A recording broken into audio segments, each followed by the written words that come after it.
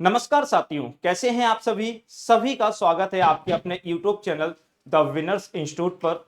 चलिए, तो आज हम चर्चा करने वाले हैं ज्ञानपीठ पुरस्कार की, और ज्ञानपीठ पुरस्कार क्या है उस पर हम चर्चा करेंगे। तो आइए चर्चा करते हैं हम ज्ञानपीठ पुरस्कार पर। क्यों है इतने चर्चे में ये ज्ञानपीठ पुरस्कार? अगर आपने अभी तक टेलीग्राम चैनल ज्वाइन नहीं किए हैं तो जल्दी से टेलीग्राम चैनल को ज्वाइन कर लीजिएगा। और आज हम जो बात करने वाले हैं वो 59वें ज्ञानपीठ पुरस्कार पर बात करने वाले हैं। 59वें ज्ञानपीठ पुरस्कार छत्तीसगढ़ के एक कवि और लेखक हैं जिनका नाम है विनोद कुमार शुक्ल को 59वां ज्ञानपीठ पुरस्कार से सम्मानित किया गया है। आप सभी को बहुत ही ज्यादा खुशी होगी कि ये छत्तीसगढ़ के पहले व्यक्ति हैं जिन्हें आपका ज्ञानपीठ पुरस्कार दिया गया है। और इन्हें हिंदी साहित्य में अगर कहा जाए तो कौन से नंबर के व्यक्ति हैं? ये 12वें व्यक्ति हैं। इससे पहले 58वां ज्ञानपीठ पुरस्कार 2023 जो है वो संस्कृत के लिए जगत गुरु रामभद्रा आचार्य जी और उर्दू के लिए आप सभी को बता देते हैं गुलजार को दिया गया था। इसके बाद अगर हम बात करें तो साहित्यकार विनोद कुमार शुक्ल के बारे में थोड़ा सा हम जान लेते हैं। बड़े ही सज्जन व्यक्ति हैं ये और बहुत ही शानदार सुशील व्यक्ति हैं। आइए इनके जन्म की बात कर लेते हैं कि 1 जनवरी 1937 को इनका छत्तीसगढ़ में आपको बता देते हैं जन्म हुआ। पर जब छत्तीसगढ़ नहीं बना था, पहले छत्तीसगढ़ मध्य प्रदेश में ही हुआ करता था। और अभी अगर हम कहें ये 50 वर्षों से साहित्य में सक्रिय हैं। उनकी पहली कविता संग्रह जो थी उसका नाम था लगभग जय हिंद, जो 1971 में प्रकाशित हुई थी। उनके प्रमुख उपन्यास में से सबसे ज्यादा इंपॉर्टेंट जो उपन्यास देखने को मिल सकता है हमें पेपरों में वो नौकर की कमीज, खिलेगा तो देखेंगे, दीवार में एक खिड़की रहती थी शामिल आदि हैं।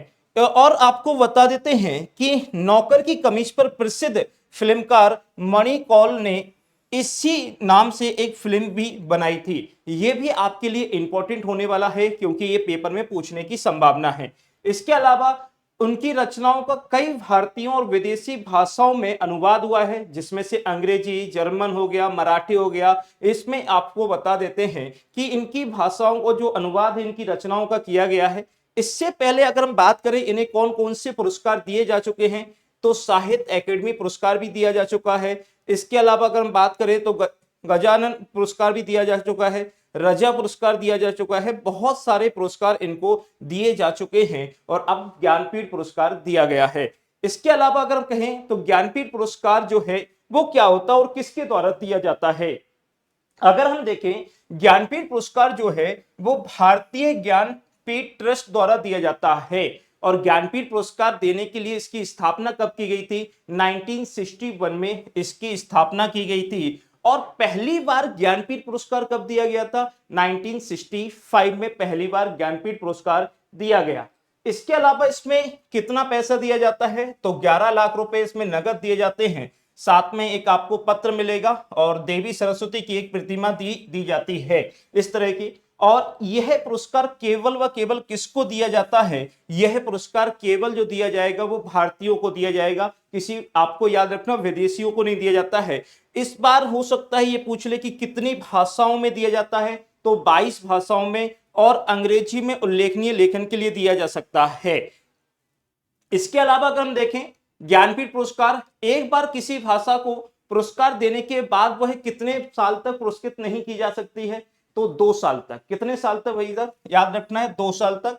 1965 में हमने अभी जस्ट बताया कि पहली बार जो है वो आपका क्या दिया गया था? ज्ञानपीठ पुरस्कार दिया गया था, जीएस साहब को दिया गया था। और उनकी कौन सी रचना थी उसके लिए इनको दिया गया। ज्ञानपीठ पुरस्कार पाने वाली पहली महिला का नाम जो है आशा पूर्णा है, जिनको दिया गया था 1976 में। आप सभी को अच्छे से याद रखना, ये फैक्ट पेपर में बार बार आते रहते हैं और अच्छे से याद कर लेना है। हिंदी भाषा में विजेता जितने लोग भी हैं 12 लोग विजेता हैं और 12वें नंबर के कौन हो गए हैं? विनोद कुमार शुक्ल। और आपको बता देते हैं, पूछा जा सकता है कि पहली बार हिंदी साहित्य में किसको दिया जा तो सुमित्रा नंद पंत जी को दिया गया था 1968 में। वकाया मैंने पूरी आपकी एक लिस्ट बना दी 12 लोगों की, जिसमें आप आराम से पढ़ सकते हैं, कोई भी समस्या नहीं होगी। इसके बाद देखिएगा ज्ञानपीठ पुरस्कार की बात कर लेते हैं। 55वां ज्ञानपीठ पुरस्कार 2019 में दिया गया था। पूछा जा सकता है कौन सी भाषा के लिए दिया गया? 56वां आपको अच्छे से याद रख लेना है, 57वां, 58 और 59वां अभी दिया गया है। अब हम कुछ एमसीक्यू करने जा रहे हैं जो आपके पेपर में आ सकते हैं। ज्ञानपीठ पुरस्कार किस क्षेत्र में दिया जाता है? तो आप सभी को पता है ज्ञानपीठ पुरस्कार जो है वो साहित्य के क्षेत्र में दिया जाता है। तो इसके क्षेत्र में दिया जाता है बेटा साहित्य। अगला देखिएगा, प्रतिष्ठित ज्ञानपीठ पुरस्कार पाने वाली पहली हिंदी लेखक कौन थी? अभी जस्ट मैंने बताया कौन थी भाई सब, आपको याद रखना है, सुमित्रा नंदन पंत जी थी। इसके बाद देखिएगा ज्ञानपीठ पुरस्कार पाने वाली पहली महिला कौन थी? देखिए अगर क्वेश्चन पूछे हिंदी लेखक कौन थे तो आपको याद रखना हिंदी लेखक कौन थे, तो आपको अच्छे से याद रखना है। अगर पूछे पहली महिला कौन थी तो बेटा आपको याद रखना आशापूर्णा देवी थी। इसके अलावा ज्ञानपीठ पुरस्कार 2024 विनोद कुमार शुक्ल किस राज्य से बिलोंग करते हैं? तो छत्तीसगढ़ से बिलोंग करते हैं। ज्ञानपीठ पुरस्कार किस संस्था द्वारा दिया जाता है? तो जस्ट अभी बताया मैंने आपको, भारतीय ज्ञानपीठ ट्रस्ट के द्वारा दिया जाता है। ज्ञानपीठ पुरस्कार की स्थापना कब हुई थी? तो 1961 में ज्ञानपीठ पुरस्कार की स्थापना की गई थी। इसके अलावा प्रथम ज्ञानपीठ पुरस्कार किस भाषा में दिया गया? अगर हम इस पर बात करें कि प्रथम जो आपका ज्ञानपीठ पुरस्कार है वो किस भाषा में दिया गया, तो इसके लिए आंसर कौन सा रहने वाला है? सी इज द राइट आंसर रहेगा। हाल ही में किस क्रम का ज्ञानपीठ पुरस्कार प्रदान किया गया है? 2025 में अनाउंसमेंट हुआ पर दिया 24 का, तो कौन सा दिया गया है बेटा? तो 59 में नंबर का दिया गया है। इसके अलावा ये ज्ञानपीठ पुरस्कार कितनी भारतीय भाषाओं में दिया जाता है? तो 22 भाषाओं में दिया जाता है। और ये रहा आपके लिए होमवर्क, ये आपको कमेंट में बताना है कि इसका आंसर क्या होने वाला है। इसके अलावा देखिएगा, अगर आपने अभी तक एमपी पुलिस कांस्टेबल का न्यू ऑफलाइन और ऑनलाइन बैच आने वाला है। एमपी अगर हम बात करें ऑनलाइन बैच जो है पुलिस का, उसको लेने के लिए मात्र आपका 899 में आपको ये एमपी पुलिस का बैच मिल जाएगा। इसके अलावा देखिएगा एमपीएसआई भी है। एमपीएसआई ऑफलाइन आ रहा है, ऑफलाइन सुबह 8 बजे से लेकर 2 बजे तक, प्री प्लस मेंस सारे हैं आपके इसमें। इसके अलावा आपको ऑनलाइन भी ये बैच मिल सकता है। इसके अलावा देखिएगा कौन कौन एमपीएसआई में पढ़ा रहा है, जिस बैच का नाम है रक्षक बैच, क्योंकि एफआई 2 स्टार लगने वाले हैं, तो सभी इतनी सारी फैकल्टियां हैं जो आपको एमपीएसआई में पढ़ाने वाली हैं। इसके अलावा एमपीपीएससी का टारगेट बैच 2499 में आपको मिल जाएगा। इसके अलावा एमपीपीएससी 1 ईयर फाउंडेशन बैच, नया बैच आपको सुबह 8 से 1 बजे मिल जाएगा, ये ऑफलाइन बैच है। इसके अलावा NTPC group D 799, NTPC group D के लिए ऑफलाइन बैच भी आपको मिल जाएगा। ग्रुप 4 असिस्टेंट ग्रेड 3 यानी कि व्यापम का बैच भी आपको ऑनलाइन मिल जाएगा, मात्र आपका 599 में।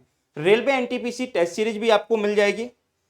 ग्रुप 1 और सब ग्रुप 1 का आपको रिकॉर्डेड बैच मिल जाएगा मात्र 599 में। ग्रुप 1 आपको याद रखना है, इसको भी ग्रुप 3 की बात करें तो 599 में भी इसका आपको कंप्लीट बैच मिल जाएगा। आपका ऑफलाइन बैच शाम को 3 से 8 तक लगता है, तो इसको भी आप ज्वाइन कर सकते हैं। ऑनलाइन अगर लेना चाहते हैं तो ऑनलाइन भी ले लीजिएगा। SBI PO 2025, SBI PO 2025 complete online live class रहेंगी 999 में। एसबीआई क्लर्क 2025 899 में। इसके अलावा बैंकिंग फाउंडेशन 1299 में मिल जाएगा। इसके अलावा व्यापम फाउंडेशन भी आपको मिल जाएगा। करंट अफेयर की मैगजीन भी आप अगर लेना चाहते हैं, पूरी वार्षिक मैगजीन है 2024 की, मात्र 129 में। समूह 1 और उप समूह 3 की सामान प्रबंधन यानी कि मैनेजमेंट की बुक भी आप ले सकते हैं 169 में। ये आपके एमपीएसआई की बुक है, इसके लिए एमपीएसआई पर पूरे नए सिलेबस पर आधारित बुक है। एमपीएसआई के लिए संपूर्ण मैथ की बुक लेना चाहते हैं आदेश सर की तो ले सकते हैं। आबकारी रक्षक जो मॉडल और सॉल्व पेपर भी आप परचेज कर सकते हैं।